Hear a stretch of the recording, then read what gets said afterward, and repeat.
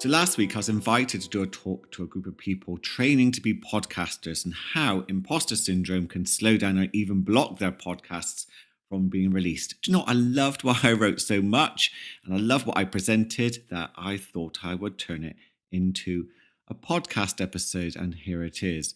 Now, I know how putting content out there can make you feel really vulnerable and afraid people will question who you are, your qualifications, and your right to voice your views. Do you know, it's really interesting how many people would jump straight to questioning your qualifications if you have a different point of view. I had this recently where I posted a video talking about how I wouldn't go to see a traditional talk therapist if I had an anxiety disorder now because they over focus on the mind.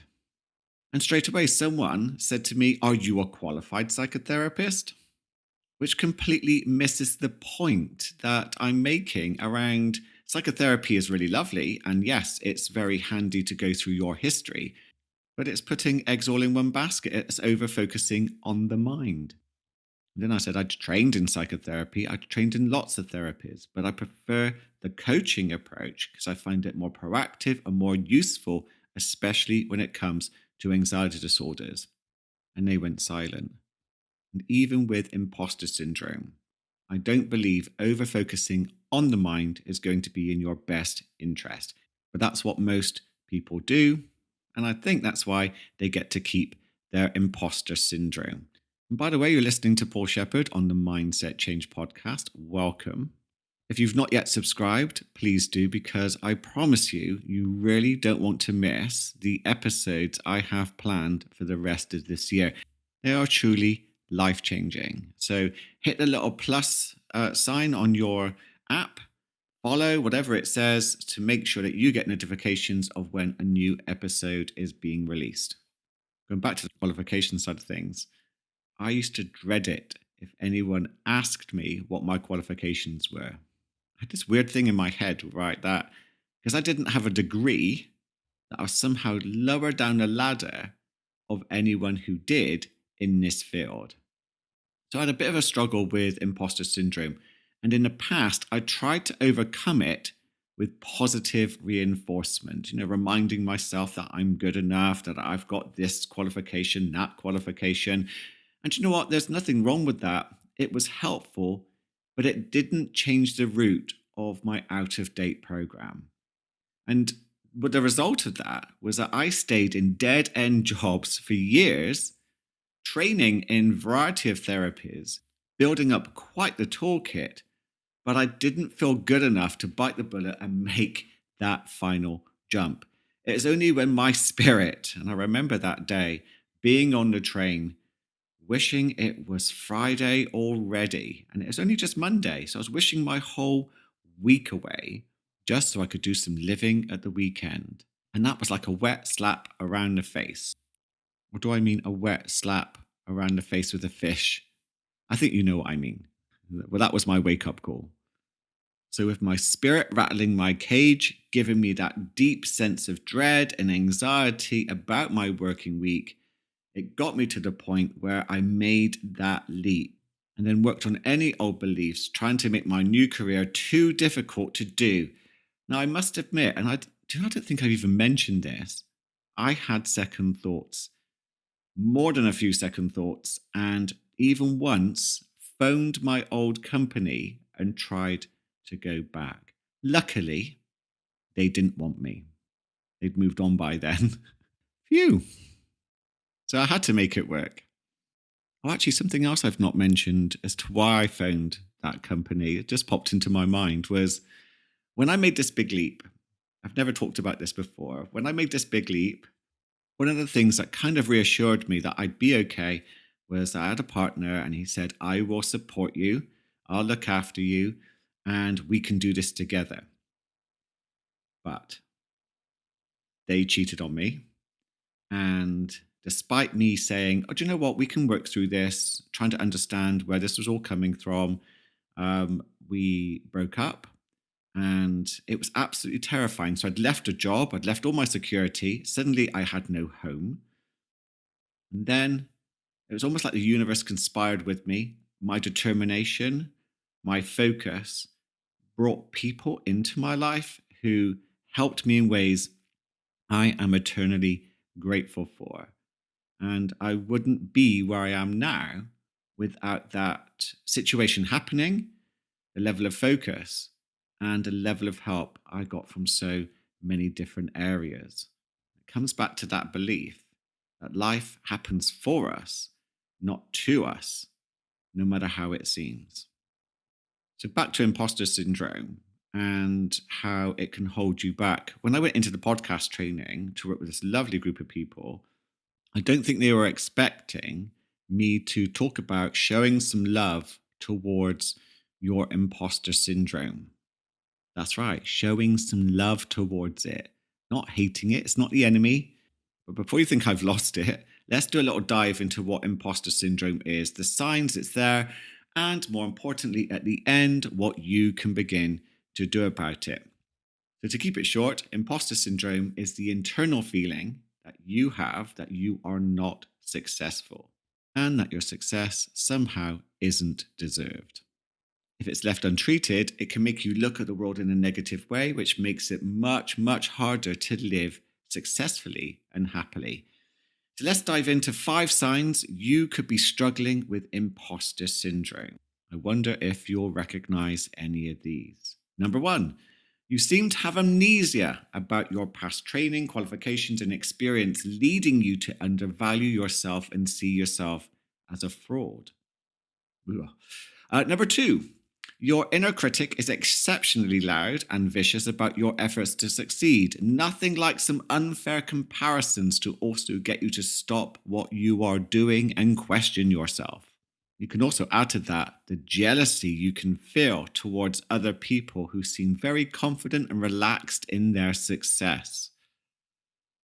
Number 3, you believe you only got to where you are mostly by luck and other external factors. Yeah, let's devalue all the hard work you've put in and put it all down to circumstance that helped you ride the wave to where you are today. Not very honest, is it? But then that's imposter syndrome for you. Number 4, you have a creeping dread that someone is going to find you out and that you're going to get caught out for it.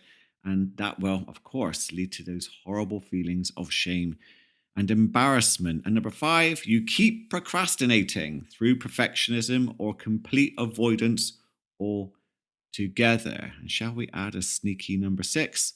Let's go for it. You keep subconsciously finding ways to sabotage your success as deep down you believe you don't deserve it.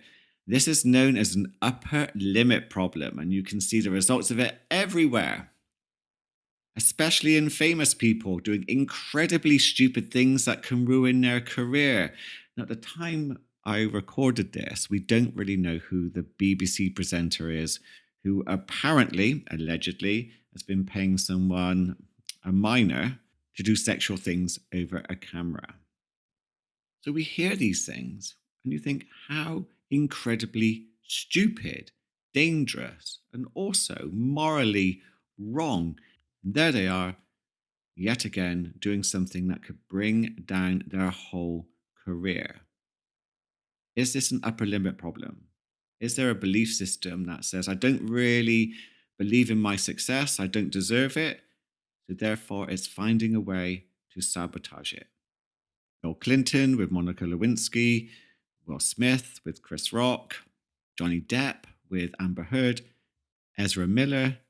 The list just goes on. And it's sad to see, because maybe if they addressed what's going on within, deep within, they wouldn't hurt themselves and other people. And this is one thing about why it's important to work on your old programs, because we all have trauma and we all can see the world through the lens of our past traumas. If we don't take responsibility to heal and become lighter, we risk passing on our trauma to other people who then just pass it on to other people. So one of the beautiful things about doing any type of coaching work or helping yourself upgrade your programs is the buck stops with you. It's been passed down from generations, whatever this trauma is, and you're ending it here. So, how powerful is that? How much power do you have in your hands? We often don't really realize it, do we? So, how can you overcome it? Well, I believe imposter syndrome is beautiful. I love it. It's not the enemy, it's an old program trying to protect you, which just needs an upgrade. And it's a reminder to put down what you no longer need to carry. The buck is stopping with you. Now, one factor that keeps imposter syndrome hanging around is this weird belief that you shouldn't have it. And I would ask you, if you were in my office, why not? It's absolutely normal. And if we think about it, most of the issues that we have today are down to our refusal that they're happening, not accepting it. Anxiety, for example. I shouldn't be anxious, says someone the other day. And I'm like, why not? Why wouldn't you be with everything you're going through? Of course, your body and mind are going to let you know through anxiety.